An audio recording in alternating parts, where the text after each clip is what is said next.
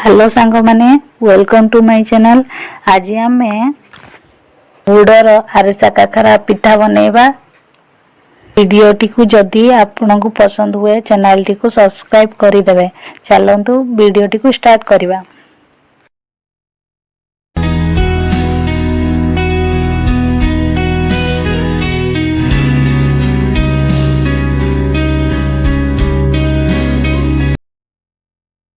आरिसा पिठा तैयारी पाई अरुआ चाउल को प्रथमे गरम पानी रे 5 मिनिट पाई पानी रे बुतराइबा। तापरे ताको पानी रु छाणी हल्का ड्राई पाई बाहर सुखाइबा।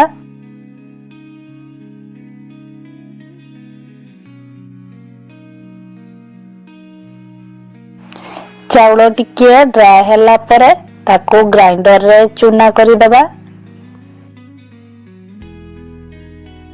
चूना को चालुणी साहाय्य रे थरे चलई देबा। तापरे गोटिए कढ़ई रे अल्प पानी देई सेथिरे गुड़ खंड गुड़िक पकाइबा।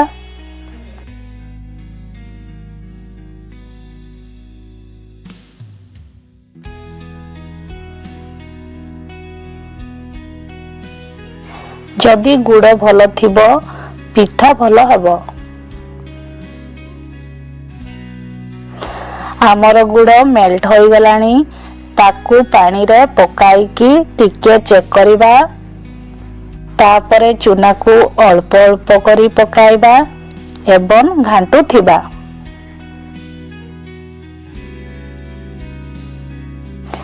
आपण एही परी वीडियो देखिबा पई प्लीज चैनल टी को सब्सक्राइब करि देबे।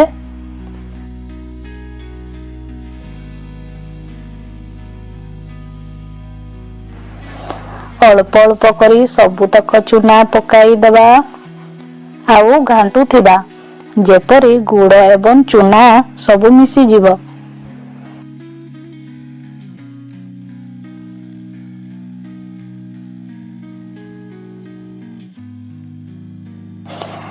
कढ़ई रे तेल गरम करिबा। आमे तैयारी करिथिबा बैटर को हाथ रे नै ताकू पिठार आकार देबा। पिठा को तेल रे पकाइबा।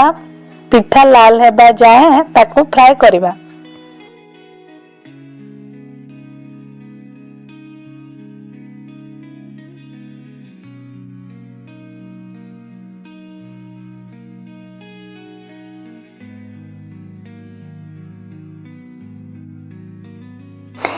आमे एबे सबु चूना को पिठा करि देबा।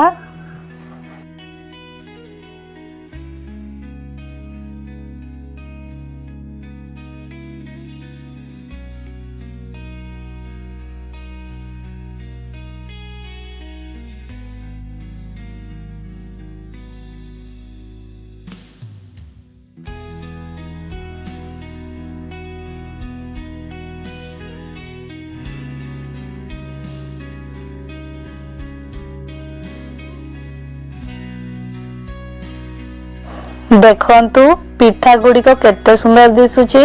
आपण थरे एहाकू निश्चय ट्राई करिवे एवं चैनल टी को सब्सक्राइब कर देबे। Thank you.